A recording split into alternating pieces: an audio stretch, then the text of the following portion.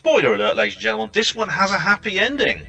Oh, it does. Isn't it a great piece of script writing? Actually, it has all the makings. I think it has all the features of a great movie. Indeed, I've seen the famous movie by Ron Howard with Tom Hanks and Kevin Bacon and a few other famous actors and actresses. So, what actually happened on Apollo 13? It had people on the edge of their seats who were around in April 1970. What actually happened? Well, that's what I mean about it being a great piece of script writing. But let's come back to that later. Okay. 50 years ago, on Saturday, the 11th of April, Apollo 13 was launched. This was obviously following the sequence of Apollo 11, which was July 1969, Apollo 12, which was December 1969, and now we have April 1970. We have Apollo 13.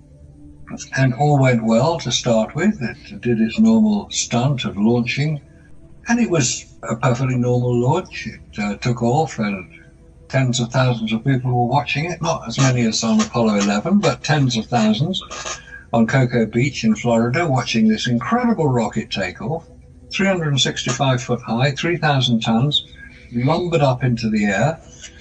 2 minutes after it fired its engines, all the 5 F1 engines, that's why it's called Saturn V, because it had 5 engines, and disappears from view 2 minutes after launch.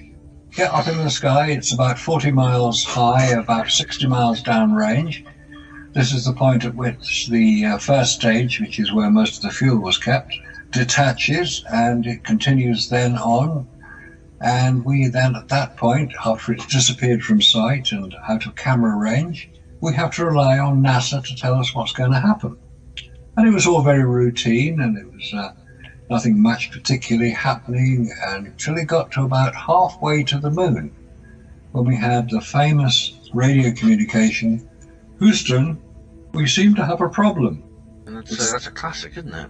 It's a classic. That was Jim Lovell, who was commander at the time. He radioed back to Houston that they had a problem, and so they had to find out what the problem was. Big understatement as well, apparently.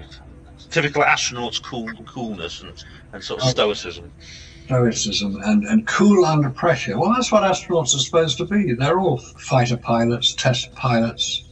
They've experienced unforeseen events. Anyway, Houston, we have a problem. And what the problem was, as it turned out, was one of the oxygen tanks in the service module, which is below the command module. You've got the command module sitting on top of the cylindrical service module where all the consumables were, where all the rocket engines were to maneuver it. And on top of the command module, of course, was the lunar lander, the LEM, the Lunar Excursion Module, in 2 parts, upper and lower section.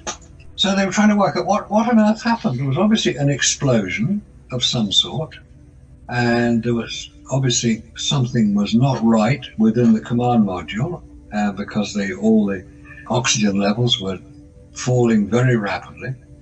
So they worked out pretty soon that one of the oxygen tanks had exploded, and there they were, on the way to the moon, and you can't just sort of stop, turn around and come back. Spacecraft don't have brakes. If you could stop, maybe you could turn it around and fire your rocket, but you're going at a fair old speed at this point. You're being slowed down by the Earth's gravity. Earth's escape velocity is 25,000 miles an hour. This is the translunar injection. Which, yeah, that's right. Once they do that, you can't really stop until you get to the moon. Get to the moon, and that's the only point at which you can actually begin, not slow down. You can go around the back of the moon and use the moon's gravity to put you into a lunar orbit, if that's what you want to do. So we're halfway to the moon. Big bang. Whoops. So they hurried radio communication, hurried decisions. What do we do? Well, you've got to go on to the moon. You can't just stop and come back. You've got to go around the back of the moon and come back from there, which is what they eventually worked out they were going to have to do. Pretty scary, because the service module, I mean, for those of you who are familiar, you've probably seen like the cone-shaped command module, which is the pressurized section where it's the pressurized cabin for the crew, the 3 astronauts. The service module, the cylindrical bit underneath, which you explained. The service module contained all the water, all the oxygen, all the things needed to purify the air, which was the scrubbers, Right. things like that. The dehumidifiers, the fuel for the rockets, everything was in that service module, apart from a small amount needed for the re-entry, which was in the command module. That's right. Which meant that they suddenly now didn't have those things because the service module actually stopped working at this point. Yes, and of course they still had to get back to Earth, which required a degree of power within the command module, because it's the command module which is going to bring them back to Earth, not the service module that's discarded and goes into orbit around the sun, burns up in the Earth's atmosphere, depending on where they release it. And the only other thing remaining is the lunar lander.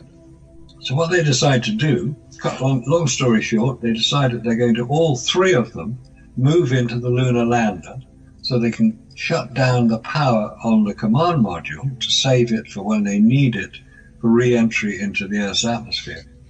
So they're going to have to spend the best part of 4 days, in the lunar lander. Now there's a problem here, because the lunar lander is not designed to support 3 people for 3 days. It's designed to support 2 people for 1 day. Or in the case of Apollo 13, it was going to support them for a much shorter period of time than they were planning on spending in it. Now, the problem with that is that when you're in a spacecraft, you're breathing out and breathing in. So there's an atmosphere within the spacecraft. There has to be. There has to be pressurization. Otherwise, we're all going to get the bends and our blood will boil and it'll be very unpleasant. So we have to have a pressurization within the craft, which is fine. That was available. But in order to make sure the air that the astronauts were breathing, they had to remove the carbon dioxide, which every human breathes out, from the atmosphere. And that's done with what's called lithium dioxide scrubbers. Basically, the air is passed through this charcoal-like filter, and the lithium dioxide crystals inside it remove the carbon dioxide, and then you don't breathe it in, and so if you breathed in too much carbon dioxide, you wouldn't survive very long. Yeah, it's like they used them at my hospital, actually, in some of the machines. These crystals turn pink when they actually absorb carbon dioxide, but this chemical compound that's created takes the carbon dioxide out of the air, because, as you just said, it would kill you if you breathe too much of it. It'll actually kill you. Yeah. But there's a problem here, because we're told they spent the best part of 4 days in the lunar lander with this scrubber, because they had to work out how to rig it up. And there was one rather major design flaw. The lithium dioxide, carbon dioxide scrubbers in the command module, because they were there as well, were not the same shape as the lithium dioxide, carbon dioxide scrubbers in the lunar lander. And one was square. So they had to work out how to ensure that the scrubbers that they removed from the command module would work in the lunar lander. So they had to fit a round peg into a square hole. It was a round hole in the lunar lander, and the scrubbers were square. But there's another problem here, which I don't have the answer to. I'll give you the problem, which is that these lithium dioxide scrubbers only last for a certain amount of time, and then they have to be recharged or replaced. If you recharge them, which you can do, you put it into a vacuum and that will remove it, or you regenerate it, or you replace it. And the proposal was that they would replace them, but they didn't have enough to replace them. They were only carrying about 3 or 4. They should have been carrying about 50 for the amount of time. So there is an anomaly here, which has never been addressed properly, that the scrubbers that were carried would not last as long as the mission. Because if you start breathing in carbon dioxide, you're going to feel very unwell very soon. And you have to heat these things up, and you have to release them out of the craft. And that's not possible basically inside a closed atmosphere, because you just release the carbon dioxide back into the atmosphere. That's a good point, because you've got to get rid of the carbon dioxide, and if you're going to regenerate the scrubber, you have to do it outside the atmosphere you're about to breathe in. So another anomaly rears its head. Did they just sort of open the window and hang it out the window until it got clean? No, of course not. They couldn't do that. We're in space, don't forget. There's a vacuum in space.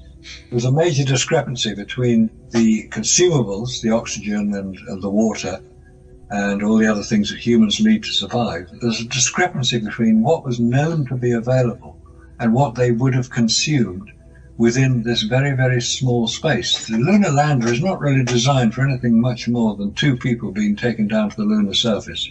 So they had 3 guys in this tiny little space. It's the same as sitting in your car. That's about the same amount of space. It's about 200 cubic feet of space, which is more or less the same as the average car. So it's like 3 people sitting in a car. You know, there are going to be certain bodily functions that require to be done. If you're going to spend 3 or 4 days in space, you've got to eat, you've got to sleep, you've got to do all the other things. They didn't appear to have any problem because there are pictures of these 3 astronauts on Apollo 13 looking moderately comfortable in the lunar lander. And we all know the lunar lander is a very, very small craft. So we've got another anomaly here. This story is so full of anomalies, and we haven't even come to the biggest one yet. You can't help wondering about this. Now, again, I mean, I know the astronauts are very cool and everything. They were almost too cool. Now, there's a chap who's done a reconstruction of the mission using computer-generated imagery of the craft, and he's put on all the radio messages and things like that. It's in a long YouTube video. Some of the dialogue's a little bit forced. Yeah. I mean, even the "we have a problem" thing, that is very similar to a line in the story, because it was a story created in both a book and a film at the same time, 2001: A Space Odyssey. The film was not an adaptation. Kubrick and Arthur C. Clarke came up with the story together and produced both at the same time. Yeah. But there's a scene where the HAL, the computer, eventually goes crazy and kills one of the crew. He says, "We have a problem, Dave." That was 3 years before this mission. I just note the similarity. There's many similarities between that film and these missions. But the movie script metaphor is actually quite a good one, Marcus. It really is. Most people do confuse the two, the real mission and the film of the mission. And most people will have seen the film of the mission. It's a very good film, very professionally made. And they portray the problems that they've experienced and how they solve them, and they portray it very well. But the film lasts about an hour and a half. This mission lasts several days. So a great deal had been condensed. So obviously they took the highlights of the mission and transferred that to the film. Yeah, it's almost 5 days they were actually in space, and the churches were filling up with people praying. That's right. And there were people like biting their nails watching TV. Yeah, it was very fraught at the time. I'm old enough to have been around when it happened. I was caught up in it all. I thought, what a wonderful experience they must be having. And then they got back and everybody was delighted. Pleased. That's like every good movie, it has a happy ending. Like the Soviets had loads, and they lost several dozen astronauts. For something going wrong to this extent in space, I mean, I don't include Apollo 1 because, well, that was a space disaster, but the rocket was on the ground. But is there any other occasion where a disaster of this magnitude has occurred and the crew actually survive? To be honest, I can't think of one off the top of my head. There may well have been. There have been several close shaves, but the annals of space travel, obviously we don't know what happens in China, whether they've had a few problems or not. But the Apollo missions were live on television, so we were going to see them all. We were going to be part of it. It was all part of the whole propaganda behind Apollo. I mean, there was an event several years ago, I remember, where a rocket took off from Baikonur, where Soyuz, it was on its way to the International Space Station. I think this was 2017 or 2016. The rocket experienced some problems, and the capsule detached. But when it detached, I mean, it opened its parachute, and they just landed, and they were fine. Of course, astronauts do die. 7 died on the Challenger and Columbia, and I mean, I don't think the Russians have come clean about all the disasters they had. But this was on TV. Everyone was looking at it. It had all the chances of ending in tragedy, and then it didn't. Capsule comes down, and the guys get out, and they're smiling, and they're happy, and the whole world is cheering with relief. Yes. And these 3 guys are obviously very relieved. Yeah, it was what a story! What an amazing tale to tell your grandchildren. An extraordinary story, if it was true. I mean, once you get past the emotion of the event, and obviously it was a very emotional event at the time. It was 1970. This is the height of the Vietnam War. Cold War still going on, and the space race appears to be being won by America. So good luck to them. But when you start looking at the detail of this Apollo 13, It all starts, as I said, quite normally, and then you get this oxygen tank exploding. Now, an oxygen tank exploding is not a sort of gentle puff of oxygen into the service module, because that's where it was. It's a big bang, and there's an explosion. Now, in space, Newton's first law of motion applies. An object will remain in motion unless acted upon by another force. The explosion of an oxygen tank is another force acting on this spacecraft. So why was it not thrown seriously off course? There's no record in the Apollo Lunar Surface Journal of them trying to find out where on Earth they were, how to get back on track. They could presumably look out the window and see the moon at some point, so they know roughly where they were going to be going. But if the spacecraft was traveling in a completely indeterminate direction as a result of this explosion... Yeah, it's like a mini rocket engine. But if you've got an explosion in space, an unscheduled explosion, an unscheduled maneuver off course, you've then got to get back on course. But there's no record of them having done so. That I find particularly strange. And also, even more strange is, right, this oxygen tank explodes. There's a reasonable explanation for why it happened. But how did they know it happened? NASA claimed to have done analysis on the telemetry, which I thought they'd lost, but never mind. The astronauts come back to Earth in the command module. They've jettisoned the service module. It's either burnt up in the Earth's atmosphere or it's gone into orbit around the sun. How could they inspect it? They didn't have it there. They could only take what they thought was the action. The official explanation, believe it or not, is that it was caused by a short circuit in the electrical connections to the motor driving the paddle, which agitated the oxygen, which is liquid, agitated the oxygen in the tank. That's the official explanation. And it was short-circuited by a lump of solder that had become loose. Hang on a minute. How on earth could you work that out? Yeah, I mean, there's one photograph of the Odyssey. That's the spacecraft's name. You see like a hole in it. It's a big square. It looks like actual damage as such. It just looks like what we were talking about on Neil's show the other day, where it's like someone's taken the bonnet off to have a look underneath. This was taken by someone from the command module. The only reason they could take this photograph was because the command module had separated from the service module at that time. It was going for re-entry. Apparently they were very worried at that time because that was one of the most critical parts of the mission. There must have been some kind of blast from this thing for it to have damaged the heat shield. The heat shield, which is the bit that protects the command module as it enters the Earth's atmosphere. It's an essential part of any spacecraft. All spacecraft have heat shields because spacecraft don't have brakes any more than they have steering wheels.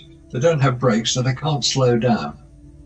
So as they come back to Earth, traveling at the same speed they enter the Earth's atmosphere as they left it, 25,000 miles an hour, they've got to slow down because you don't want to land at 25,000 miles an hour. You wouldn't survive, obviously. So you use a heat shield to protect you as the frictional load from the atmosphere builds up and heats the heat shield, which is made of a resin-type material, which is what's called ablative, i.e. it will destroy itself and protect whatever is behind it. That's the problem they've got right now with Orion. They can't work out how on earth to protect it. So you've got to maneuver your craft. If you come in too high, if you come in at 8 degrees, you're likely to burn up. If you come in at 4 degrees, you're likely to bounce off the atmosphere and go into orbit around Earth, and it'll be very difficult to get back. So you've got to come into a very precise angle. So how did they achieve this? Now, when you're moving at 25,000 miles an hour, you haven't got much time to change direction, which you can do with the service propulsion module on the craft. You do have a degree of control over it, but not the angle of re-entry. And all the Apollo craft seem to come in at the right angle. Was the service module completely and utterly foobar? Was anything working on it? Because apparently it completely broke down. But there were 2 oxygen tanks. The oxygen was used to generate electricity. They were basically part of a fuel cell. They closed the whole command module down so that they didn't have to use as much electricity because there were 2 oxygen tanks on board. They had part of one of them left. So they had enough oxygen, they calculated, to generate enough electricity to power up the command module so that it could re-enter the Earth's atmosphere. And that was done relatively soon before the actual re-entry. The actual main engine on the command module wasn't working. They had to use the lunar module engines. I mean, they've got two. They've got the descent and ascent engines. And they actually used these to get away from the moon and back to Earth, apparently. It was to maneuver the craft as it did a slingshot around the moon, apparently. They aimed for the moon, they got to the moon, we're told, and then they had to fire the 10,000-pound thrust rocket engine, which would officially have landed them on the lunar surface if it had all worked, to slow the craft down sufficiently that the gravitational attraction of the moon would capture the craft, and it would then go into orbit around the moon, and when they got round the other side, they would fire the engine again to propel it out of lunar orbit back towards Earth. Now, all this requires a considerable amount of sophisticated direction and timing, and their computer didn't really have that capability. We're told it had the same computing power as a wristwatch, which may or may not be the case. It worked in a slightly different way, or the Apollo guidance computer. But it wasn't autonomous. It couldn't do something by itself. It had to be told what to do at any given moment in time. Now, the astronauts would have had to plotted where they were using, get this, a sextant. It's the sort of thing that was used by sailing ships years ago, where you could take a reading off a star, usually Polaris, the pole star, and see what the angle was above the horizon, so you knew what time it was. But obviously you needed a clock that was reliable enough to get the time. On a spacecraft, you haven't got a horizon because it's all space. So you'd have to take a reading off either the moon or the Earth. And you'd have to have certain stars on which you take the reading. It starts to get a bit complicated at this point. But anyway, having said all that, and it is complicated, they managed to get back all right. Now, coming back in a spacecraft from the lunar orbit, it's the equivalent of standing on top of the Empire State Building, 1,200 feet above the ground, well, you standing on top of the Empire State Building, holding a marble, and me standing on the pavement below it with a beer mug 3 inches in diameter, and you dropping that marble and me catching it in the beer mug 6 times on the trot. That's what we're told to believe about Apollo. I said they could only enter a certain angle, and that slot through which they had to enter was 40 miles wide and 7 miles high. God. If you scale that down, it's the size of a beer mug at the bottom of the Empire State Building. Yeah, that's what 240,000 miles. Yeah, and this is with the technology of the 1960s in spacecraft designed with slide rules. There were no such things as computer-aided design, and there's a delay in communication between the Earth and the Moon, 2.5 seconds. 1.3 seconds there, 1.3 seconds back. So with all these anomalies, we have the safe return of Apollo 13. It managed to survive being blown off course. It managed to circumnavigate the moon and fire its rockets at exactly the right time. If they'd fired it too early, they'd have gone into a much wider orbit and spent much longer. They got back to Earth, they got the right entry angle, the right entry speed, and they slowed down sufficiently so that they could then deploy their 3 big red and white parachutes, and they could land in the Pacific, and they get picked up by the helicopters, taken back to the rescue ship, and get greeted by the world. Film contracts, such like. That's the story. That's the official Apollo 13 story as recounted in Ron Howard's film of Apollo 13 starring Tom Hanks. Don't forget, they've all got the right stuff. Also, when you think about it, they didn't know the Apollo missions were going to be cancelled. They assumed, like everyone else did, that space exploration would continue to progress, as we discussed on Neil's show the other day. So I'd have just been thinking, I'll sod the moon. We'll get a chance to go back next year. Yeah, it's like getting your legs blown off when you're about to go skiing and thinking to yourself, damn it, I was looking forward to that chalet in St. Moritz. It's absurd. Yes, it's interesting. The commander of Apollo 13 was Jim Lovell. He was one of only 3 astronauts, the others were Gene Cernan and Young, who actually flew on 2 Apollo missions. That's why only 24 astronauts, not the 27 you would expect if there were 3 astronauts on 9 missions, which there were. So 3 of them got the chance to go back again. Yes, and Jim Lovell, he was on Apollo 8, which didn't land, and he was on Apollo 13, which didn't land. So he made 2 attempts to walk on the moon and failed. But you know, it astonishes me, because not just for the simple fact that they're in this terrible predicament, which they understood perfectly well, being very, very highly trained and cool-headed astronauts they were. Already Lovell was on his 2nd mission. He just thought, well, it's rather a strange reaction, I thought, that they expressed these feelings. And again, it's rather like something you write, not in a good movie script, but in a bad movie script. Well, it's basically a piece of imagination, the whole thing. What date were they actually scheduled to land? Sort of land on the 14th. So the moon is just waxing past half. That's right, yeah. And they were going to be landing at a place called Frau Moreau, which is just to the left of centre. Well, left of centre is basically virtually on the Terminator. Exactly. Now, all Apollo spacecraft landed close to the Terminator because the shadows would be longer, which would make better photographs, and they were always landing with the sun behind them. So if they overshot, they'd be in trouble because they couldn't see where they were going to land, because there isn't much ambient light on the moon. It's either light or it's dark. Despite people claiming that the lunar surface has a special reflective property. Oh, yes. Because it reflects light, you can see the damn thing. Look out the window. There's the moon. It reflects light. It's sunlight it's reflecting. But the moon is orbiting the Earth. And it's also rotating on its own axis, or revolving on its own axis.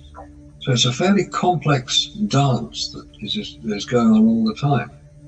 What would actually be the situation? Would it be complete darkness, or would it be just past the Terminator? To be fair, I haven't seen the actual calculation. It was done, I think it was Celestron, which is an astronomy software that you can use. You can put any dates and times of any planet into it and see exactly where you are. And that was how it was calculated. The landing site would have been in darkness.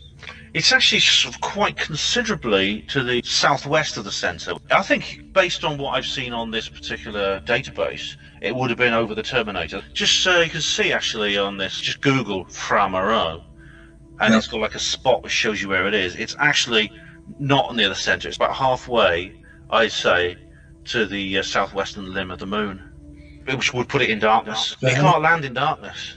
No, you can't, because you haven't got headlights on. You know, the old joke, if you're travelling at the speed of light and you turn your headlights on, what happens? I think the light just doesn't go anywhere because it has to be the same speed. Well, something like that. It's one of those questions that everybody asks but nobody quite got the answer to. There's another side to this whole Apollo 13 thing. You've made a very good point that it's worked very well. Everybody was happy. They all landed successfully and they all got out and everybody cheered. It started off with a disaster and it ended up with a triumph. Which is why I say, was it real? Was the whole thing completely fabricated?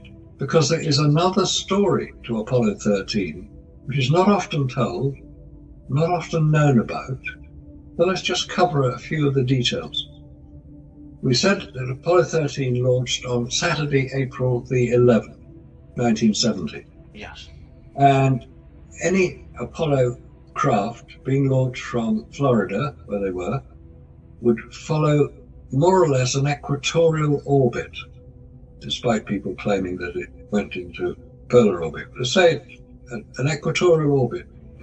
And most of the Apollo astronauts would look out for a feature in Africa, and that feature was known as the Eye of Africa, or more correctly, the Richat structure, R-I-C-H-A-T.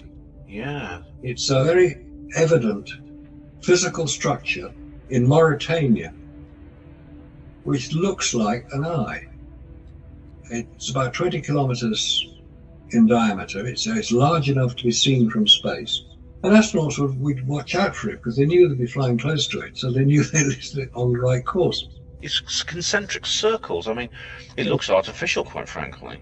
It's been claimed to be the site of Atlantis because it is very close to the description given by Plato for what Atlantis looked like, 3 concentric circles. And it's a very, very hard place to reach. I've only ever seen one film of anybody who's actually got to that Rishat structure. Yeah, it's right in the middle of the Sahara Desert, which is very difficult to get to, of course. And of course, Mauritania is not exactly known for its security either. It's full of people who will attack you. Yeah, that's right. Which is why the famous Paris-Dakar rally had to be moved to South America, because they couldn't guarantee the security for the cars going through Mauritania. You see this, you know you're on the right course. It's a very distinctive object. You could see it from space, but it's near the equator, which means sort of slightly north near the tropics. That's right. So you'd be able to see it if you're on an equatorial course. It wouldn't be below the horizon. It's something that the astronauts would look out for. So that is the course that most of the Apollo rockets would take. And they would watch out for this, and they would know they're on the right course. However, now we come to the other side of the story. On April the 12th, 1970, in the Bay of Biscay, which is further north from Mauritania, obviously, it's in Europe, about 400 miles off the coast of Spain, because the Bay of Biscay is bounded by France on the east side, Spain on the south. 400 miles north of Spain, there were Russian naval exercises taking place. There were a lot of Russian ships in the area. It was known that this was happening. This was not an unknown event. But one of those Russian ships recovered from the Atlantic Ocean an Apollo command module. They hoisted it on board their ship, fishing boat it was, which is a euphemism for a spy ship, and it was taken from the Bay of Biscay by a rather circuitous route up to Murmansk, which was the naval base that would operate the Soviet Navy as it was then if it was in the Atlantic, Murmansk being north of Norway on the Russian coast, next to Finland and Norway. So pretty cold. 6 months later, September the 4th, a US Coast Guard cutter called the Southwind arrived at Murmansk for a 3-day rest and recreation visit. And during its visit there, this was the first time any US Navy ship had visited Murmansk since the Second War, because America and Russia were on the same side in the Second War, if you go back that far. The US Coast Guard cutter Southwind visited Murmansk, and during its time there, it recovered the Apollo command module, which the Soviet Navy had brought back with them. Because the law says that any nation recovering a space artifact belonging to another nation should hand it back. So that's what the Soviet Union were doing. They were handing it back to America. That command module was taken from Murmansk on the Southwind, and there are photographs of it on there. This is not some folklore story. This is a real event. There's a large number of images, both from the Russians and the Americans. Some of they're posing, the Russians and Americans together with this, what looks like an Apollo command module. Was this just after the launch, just before? Just after. The official launch of Apollo 13 was on April the 11th. This command module was recovered by the Soviet Navy the next day. That's weird. I mean, it's not like it's a secret. There's photographs here. You can see like there's Coast Guard sailors smiling and standing, in front of this ice-covered thing which says NASA on it. It's a command module. It says NASA actually written on it. Yeah, photograph of it on the front deck of the USS Coast Guard cutter Southwind. It's indisputably a command module. Now, the official explanation is that, no, this isn't an official command module. This is a boilerplate module. And its official title is BP Boilerplate 1227. Boilerplate, so what does that mean? Basically, a boilerplate was used for practice. They would put the astronauts in, drop them from a fairly low height into the water, and they would practice getting out. So it was used for practice activity. They'd be in there, but the interior wouldn't be like a command module, just so they can practice the re-entry and the getting out and things like that. So that's what it has been described as. But the next question is, what the hell was it doing in the Bay of Biscay in the first place? what was any Apollo craft, any NASA spacecraft doing floating in the Bay of Biscay. That's really weird, isn't it? It gets weirder because this boilerplate, which is presumably a sort of practice thing, it's built to look like an Apollo command module, which it probably is. That's its purpose. The astronauts would practice in it, getting into it, getting out of it, because they'd be parachuted back into the Pacific. So they had to practice getting out of their command module into the rubber dinghies that were brought to take them to the rescue ship. But this command module, recovered from the Bay of Biscay, had not been reported as missing. You'd think that they'd notice, even if it was a practice command module. You'd think they'd say, hey, it fell overboard and it drifted away, we couldn't catch it. Anybody see it? Let us have it back, please. No, there was no announcement about that. Nothing at all. And Florida is at least 2,000 miles from the Bay of Biscay. And if it could drift with the prevailing winds, which it could do, it would take quite a while to do it, 3, 4, 5 weeks maybe, and it would then show signs of growth on it, because if you put any object in the sea for any length of time, it's going to get seaweed and barnacles attached to it. Yeah.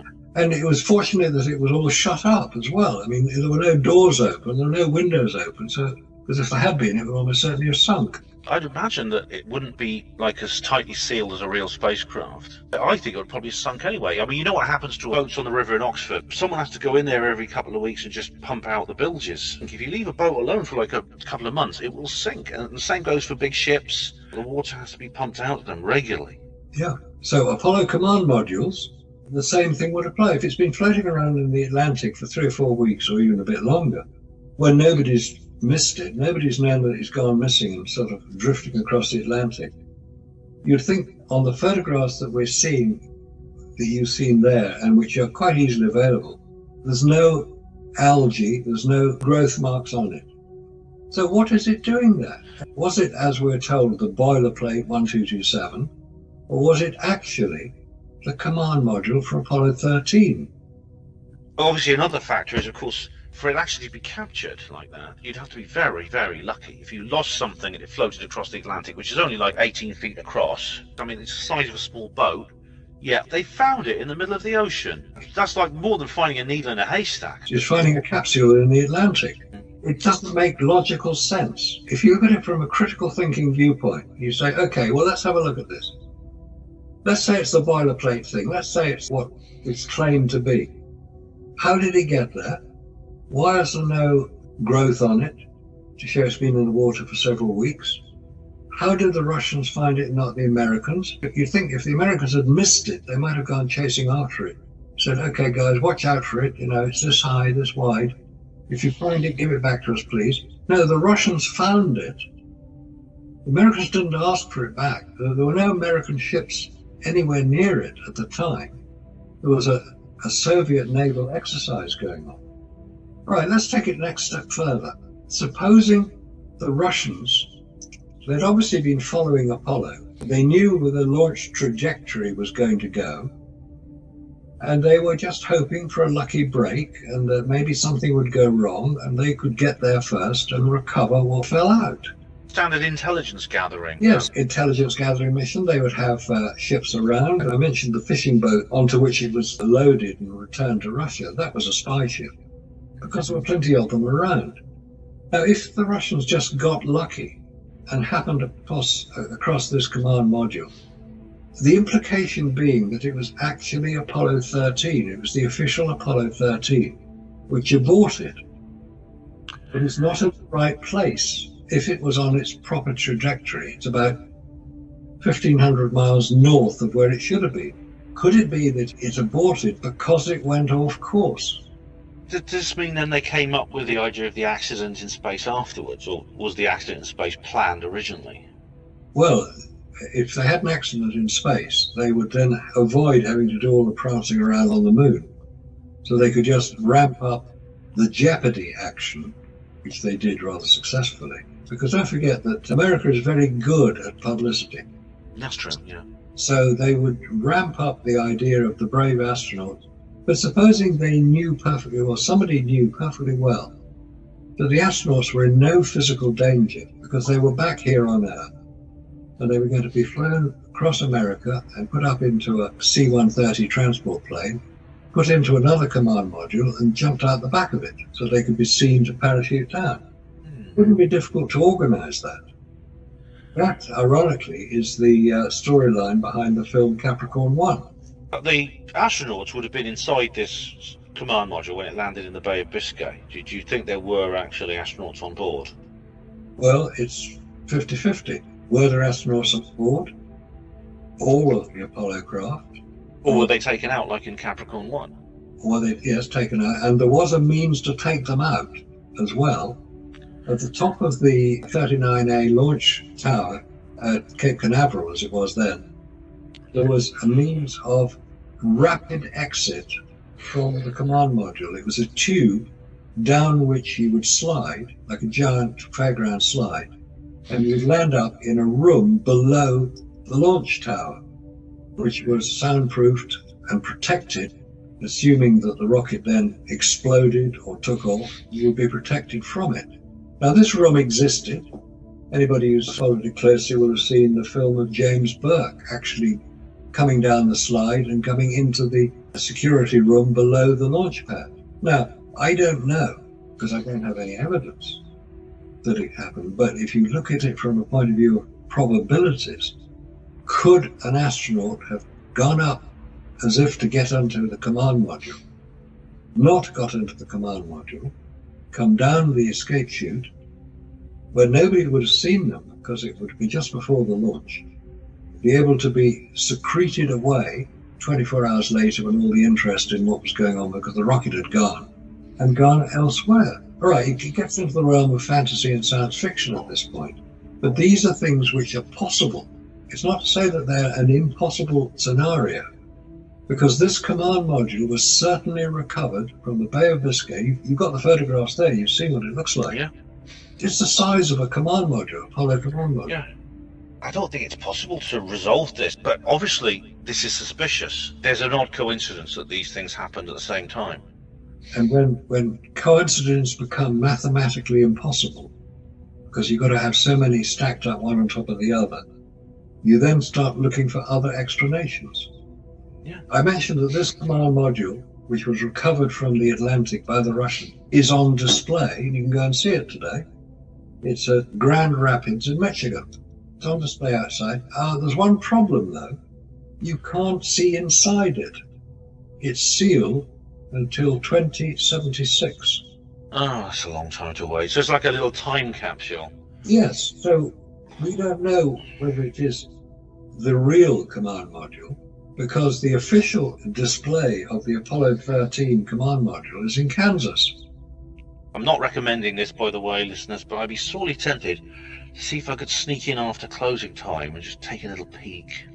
An interesting exercise, because then you could measure the one thing that nobody's actually got the answer to yet: the diameter of the tunnel through which astronauts had to move between the command module when they got into the lunar lander.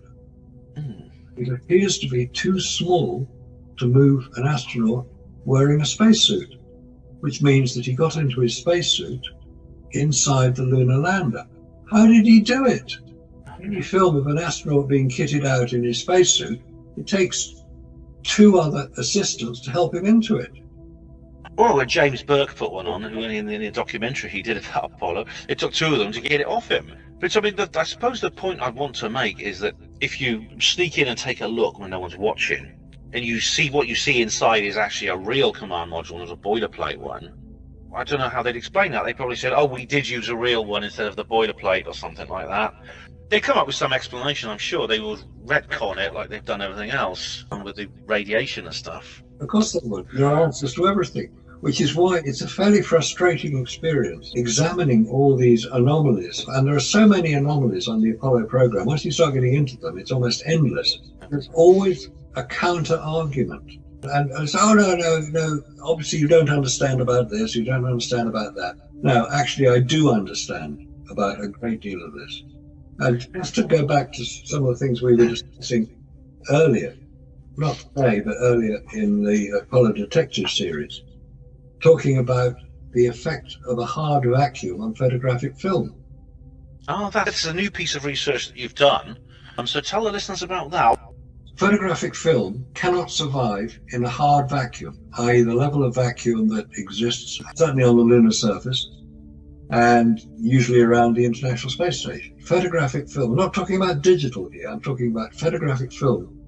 That was what was used to take all the photographs we've seen of the Apollo missions. Photographic film, used in the Hasselblad cameras, still cameras, and the Mara data acquisition cameras mounted inside the lunar lander to photograph the astronauts allegedly prancing around on the lunar surface. Photographic film is made of a plastic backing coated with light-sensitive emulsion, i.e. chemical. If that is in a vacuum, the emulsion will outgas. Now, in very simple terms, that means that the vacuum is so powerful, it will suck out from the chemical of the emulsion, initially the lighter elements, the hydrogens. Basically, it will destroy the film, and you cannot record using photographic film in a vacuum. So how do you get around this? Because there were two spacecraft. One was the Lunar Orbiter, not to be confused with the Lunar Reconnaissance Orbiter. The Lunar Orbiter was launched to photograph potential landing sites for Apollo in 1966. And the other one was the Hexagon Spy Satellite, launched in 1971. Both of those two craft used photographic film to record the images. And in order to ensure the survival of the photographic film, they were housed within a pressurized container inside the spacecraft. It's shown on the schematics of the Lunar Orbiter. You can see where the hydrogen canister, which provides the pressurization, is, and the extent of the airtight container in which the film is kept. The Hexagon Spy Satellite, which is quite a lot bigger, 60 foot long, had a pressurized container, 30 miles of photographic film that was contained in it, 155,000 feet of film, and the camera and the buckets on which the film was dropped from the spacecraft to be caught by a fishing net being trailed behind an aircraft. Absolutely true. So photographic film has to be kept in a pressurized environment. Not a very big pressure, about 1 pound per square inch will do, but it must be pressurized. So how do I know all this? Because I attended a lecture in London 2 years ago where the designer of the Hexagon Spy Satellite camera system, it was a stereo camera, very, very sophisticated, credible piece of equipment. The designer of that camera equipment had now been released from the oath of secrecy, and the Hexagon Spy Satellite had been declassified. And he said it. He said the film had to be kept pressurized. End of story. And I actually asked him the question. I said, would this apply to Apollo? Of course it would, he said. Film doesn't work in a vacuum. It has to be pressurized. You've actually proved this with an experiment, haven't you? We have, yes. Over in Canada with Scott Henderson and his mate Bob Williams, Bob went out and bought a vacuum chamber, commercial vacuum chamber, and bought the film similar to, if not identical to, the film used on Apollo, the S-Star-based Kodak Ektachrome film, and did various tests with it. It's well known that Apollo 17, there were 3 EVAs, so the astronauts would get out of the lunar lander, walk around, take photographs, get back in, repressurize the lunar lander. A few hours later, they'd go through the same rigmarole again. They did it 3 times. It's a 3 times pressurization, depressurization. And Bob Williams recreated that over a 72-hour period, 3 days.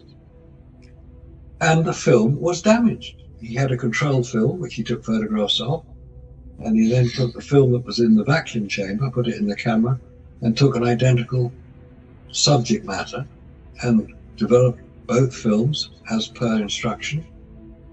And you can see very clearly that the color balance of the film that was taken from the vacuum chamber is completely shot. It doesn't record the colors which the control film will show. The blue of the sky, green of the grass, all the color balance is gone. And there's an article on the Atlas website called Apollo Film Subjected to a Vacuum. There's a distinct difference in quality. The ones with the vacuum on the right of this column, you can see the colors almost drained out of it. You can. On the one on the left, which is just a normal film, it's the colours all there, it's normal. But on the one on the right, taking pictures of the same things, Yep. colour's gone. It's like, but of course, if you look at the Apollo record, the films are perfect. They're perfectly fine. Yes. But, Yeah. Oh, they look great. I mean, they were on the front cover of Time. They're some of the most famous photographs ever taken. yes. Well, most of them are colour images. Well, certainly the ones we see reproduced in magazines are the colour images. And the colours are what you'd expect them to be. The American flag, which is red, white, and blue as well. All the colours on the American flag, which appears in quite a few of the pictures, are perfectly normal. It's what you'd expect. The vacuum on the lunar surface is severe. We're talking hard vacuum. It's a harder vacuum than can ever be reproduced here on Earth. Yeah, Scott has proved actually that in his own work that it's considerably harder the vacuum than the one which is in low Earth orbit where the International Space Station is. And you see people wearing spacesuits there, but on the moon, there's no atmosphere. It's like the very thin, tenuous upper atmosphere of the Earth is absent. Exactly, because there are no particles of atmosphere. Oxygen, hydrogen, whatever, nitrogen. There's nothing there, so there's nothing there. This is what I mean by vacuum. And the other thing, I mentioned outgassing. Anybody who's done a little physics experiment and has got a bell jar which can have its air evacuated will know if you put a bowl of water inside a vacuum, it'll start to boil. That's outgassing. It's the gases within the water being forced out. Now, the other thing that happens in extreme vacuums is what's called cold welding. It's what the name implies. You get two metals touching in a hard vacuum. They will literally weld each other together, or they will be welded. And there's no physical intervention. What is happening is that the vacuum will force out the volatile elements from the metals, the hydrogen and so on. And as it's being forced out, they will intermingle with each other if the metals are close together. And it would be as if they had welded together. So this is a kind of outgassing from metal. Yeah, metals outgas just as much as liquids do. Now, if you've got metals outgassing, and you've got a photographic camera with a metal shutter, which the Hasselblad cameras have, in a vacuum, you would expect the shutter leaves, there are 6 of them, will start to weld together, but they don't. You'd expect the spacesuit, which in a vacuum, you can't just have a little rubber seal between the helmet and the spacesuit. You have to have metal seals, but they would cold weld together. The cold welding effect would happen to the spacecraft. It would inevitably cause it to malfunction. Yes. Now, obviously, there are ways in which you can prevent that, because spacecraft have been sent to the moon regularly. The first one was 1959 when the Russians did it. The Chinese have done it, the Indians have done it, the Japanese have done it, the Russians have done it, the Americans have done it. So unmanned spacecraft can be protected.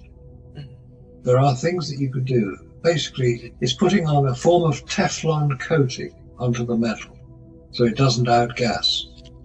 Ironically, Teflon will outgas itself, but it will protect the metal underneath it. So there are spacecraft in this hard vacuum, but they're all unmanned. This is the difference.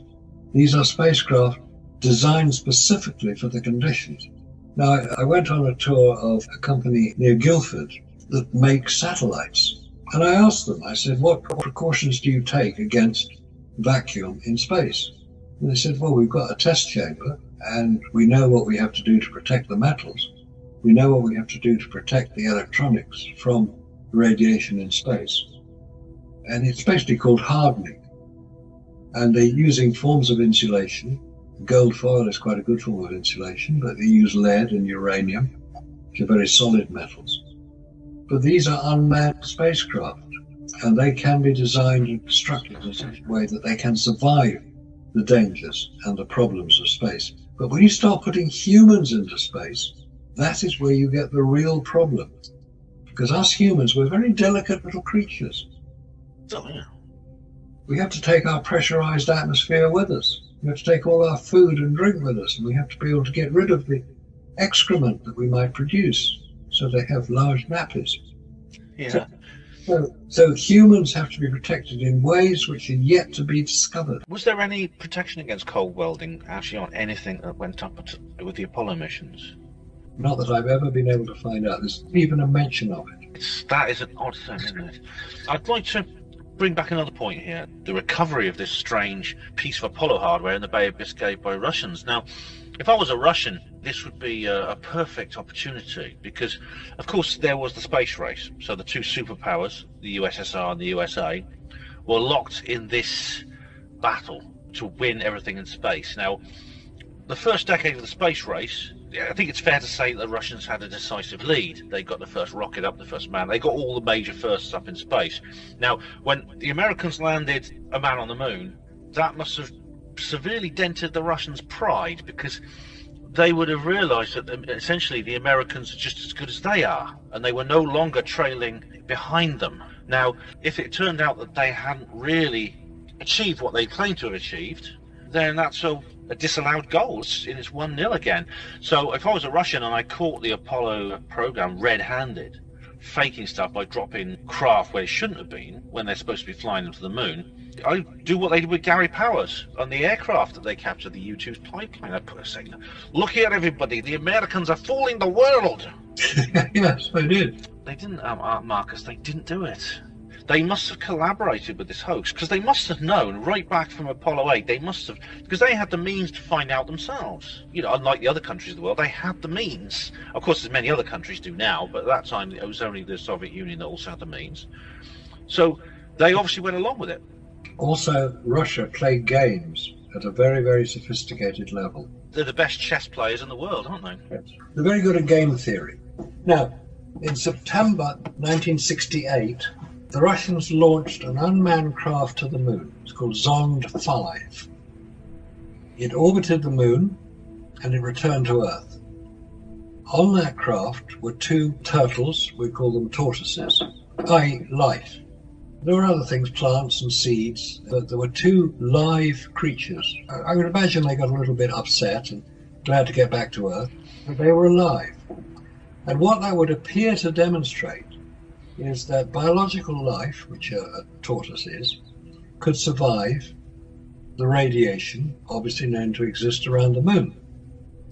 What is not generally known is that, like cockroaches, which will survive a nuclear explosion, tortoises can survive 15,000 times the radiation levels that humans can. So it's not a fair comparison. Yeah. But what the Russians demonstrated was their ability to launch a craft to the moon, to orbit the moon, and return it to Earth in September 1968. That was the catalyst for Apollo 8, because Russians, being fairly clever in some respects, they put on the Zond 5 craft, they put a tape recorder with a voice saying, "Wow, I can see the moon, I can see the craters, I can see it, it's a lovely sight," or worse, that effect, implying that there was somebody on board that craft. They wanted to fool people into thinking there was people, it was a manned mission. That it was a manned mission. Deary me. It was what precipitated the whole Apollo 8 fiasco, because America had to be seen to do something to counter this. Now, the man in charge of the Apollo program at the time was a man by the name of James Webb. And he had been in charge for 7 years at that point. He had run the whole Apollo program. It was obviously going pretty well, going according to plan. But he was the man who made the decisions. But at the time that the Apollo 8 mission was launched, he was at a conference in Vienna. He was then told that Apollo 8 had launched, and the report is that if somebody could be killed over a telephone, the man answering the phone to James Webb would be dead. If he's the head of NASA, why is he not in America, where the mission's taking place? The first manned mission to the moon, and he's in Vienna at a conference. He's at a conference because it was done without his knowledge or authority. I'm not surprised he was furious. 2 weeks later, James Webb resigned. And he is so revered in NASA as an administrator and as a personality that the new space telescope, replacing the Hubble Space Telescope, is called the James Webb Space Telescope. Yes, it is, that's right. So he is a man who is considerably revered in NASA. And he was an honest man. If he felt that this was an inappropriate thing to do, he made it very clear what he thought, and he did. President Johnson, don't forget, was the president at that time, and for various reasons his resignation was accepted. The other story is that he was asked to resign. Maybe he was going to blow the whistle on what was really going on. But the point is that Apollo 8 was again a very sophisticated piece of psychological warfare conducted by the Russians to persuade the Americans that they, the Russians, had just orbited a manned craft around the moon. And that generated the Apollo hoax by America, because they couldn't do it, but they had to seem to do it. And this is the difference. They had to be seen to do it. I know this was discussed in Percy Bennett's book, whether the reason that this was done is basically because the Americans have some dirt on the Russians too. It's a case of you no tell, I no tell. Oh, that certainly would come into it. But also don't forget that one of the last things that President Kennedy did before he was assassinated, he made a speech to the United Nations in September 1963, where he publicly offered cooperation between America and Russia in space. He said, why should we duplicate our efforts? Let's work together. And maybe he wasn't the most sophisticated scientist. He was a politician. He could see that spending these vast sums of money on the Apollo program, because it was getting more and more expensive, it would be much better to do as the title of that book, which I interesting excerpt from, For All Mankind, the Apollo 11 plaque, which says we came in peace for all mankind. If Kennedy was prepared to offer cooperation to the Russians in 1963, he was obviously fully aware that this was a bigger problem than anybody had come up with. Now, at that point, Khrushchev was the General Secretary of the Communist Party at the time, President of Russia. He refused the offer. And the reason for that is that he did not believe that America could land a man on the moon, and he wanted to force them to fail.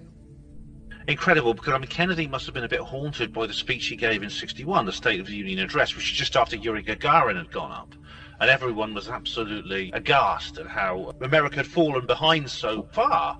Because once you get the first rocket up and you get the first man in space, you get the first astronaut, where else do you go from there? And the answer is, in terms of manned spaceflight by the technology at the time, and indeed the technology that's publicly available now, it is literally a landing on the moon and astronauts on the moon. That is the only place to go.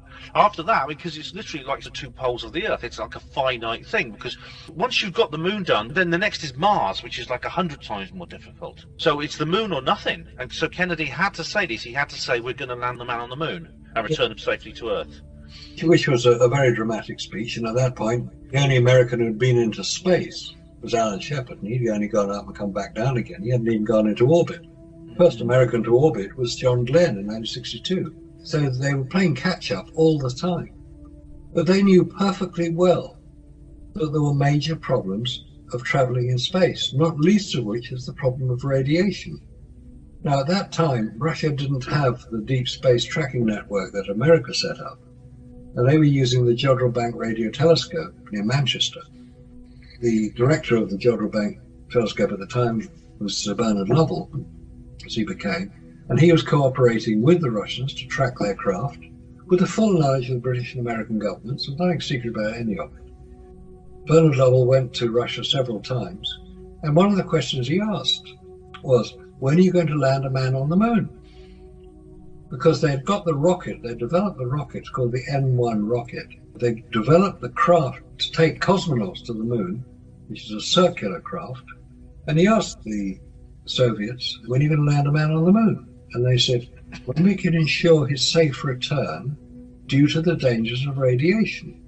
So the Russians were fully aware that radiation was a major problem of sending humans. Humans need to be protected as well.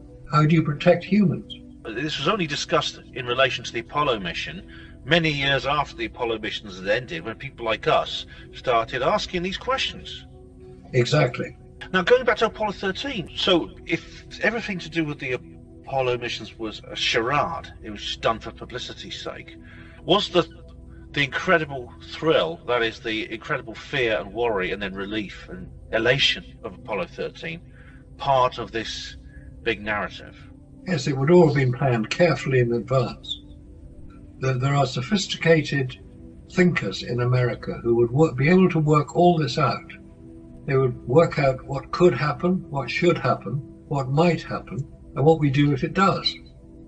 Every contingency would have been taken into account. And also, America are very good at visual publicity. It's called Hollywood. I'm not saying that Hollywood got behind it, but they may well have been able to provide considerable amount of technical advice. I mean, just as an example, there was a recent film about Apollo 11. It's part of the 50th anniversary of it, and it was a film of Apollo 11. And you see this magnificent shot of the Apollo 11 rocket taking off in this film. And you think, oh, maybe they got some film from the official launch. No, they didn't. They built a 14-foot high rocket on a stage set and launched it. The whole thing was faked. If you've seen the film about Neil Armstrong, the film is called First Man. In that film, we see him flying in the X-15 plane. We see him flying in the Gemini spacecraft. And when you see the film set on which that Gemini spacecraft is constructed and created, it's a film set. It's a soundstage. On film, it looks very, very persuasive. You think, how did they get such magnificent shots of the Gemini craft? Gemini 10, when Neil Armstrong was flying and he had to control the craft when one of the thrusters stuck open. He was a very brave pilot. But it is certainly not beyond the realms of possibility that the whole thing was created. Not by Stanley Kubrick, before anybody says so. Stanley Kubrick was busy getting 2001: A Space Odyssey released. But it didn't need a film director, it needed the special effects people to contribute to it. And that is what we see. We see the special effects of sophisticated Hollywood techniques. Well, it certainly made Apollo 14 more exciting, didn't it? And indeed 15, 16 and 17. Because I suppose once people realised more perhaps of the danger. Yes, could well have been. But also, don't forget, on Apollo 15, 16 and 17, they took their little buggy with them, didn't they? That's right, these were much more ambitious missions. And, this would be good to get you back another time, Marcus, and perhaps we could go into that in more detail. But right now we've come to the end of this particular programme, and it's been great having you on the show again. Well, thank you, Ben. Really appreciate coming on. It's good to explain, because you asked such good questions. But you have several websites you want to talk about before we go. One is owlist.com, and you have contributed to that quite a lot. Yeah, owlist.com. It's probably the foremost site on the internet, on the web. It's been going for over 25 years. We're recording and reporting all the information, some of which we've been talking about tonight, but all the information is there. If you want to see what the Russians think about many of the Apollo subjects, the site has translated articles from Russian filmmakers, Russian physicists, Russian scientists who've looked at the Apollo record. Now they have access to the official Apollo record on the internet. They can see it, compare it to what they know happened in the Soviet Union, and the answers they give will surprise you. The Russians have deconstructed a lot of the Apollo. If you're new to this and you're curious, you'll be there all day, honestly. Oh. And anybody just wants to look at photographs, there's a section on there. It's by Jack White, who was a photo analyst, and the information is, there are hundreds of photographs that he's examined and looked at and questioned. Check it out, it's worth going. And the other one, if anybody wants to send me an email, make a comment, just go on to owlist.com and go to the contact section, send me an email to be forwarded to me. Also go on to nexusmagazine.com, the world's premier alternative news magazine. Go onto the website, nexusmagazine.com. Go to the contact section, you can send me an email there, and I will receive it. So Marcus, thanks very much once again for being a guest on the Hapanwo show on Hapanwo Radio. I'm sure we'll get back together very soon.